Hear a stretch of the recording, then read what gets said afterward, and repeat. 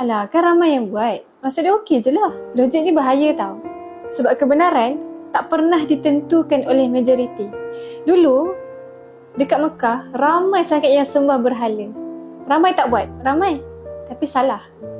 Zaman Nabi Nuh, satu kampung ketawakan dia. Ramai tak buat?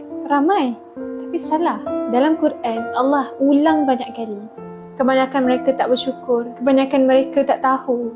Kebanyakan mereka ni berpaling. Ramai buat, tak pernah jadi alasan untuk kita ni selamat. Allah dah bagi warning siap-siap dah dalam surah Al-An'am ayat 116. Kalau kamu mengikuti orang kebanyakan di muka bumi ni, mereka akan menyesatkan kamu dari jalan Allah. Kadang-kadang jalan yang benar ni memang sunyi.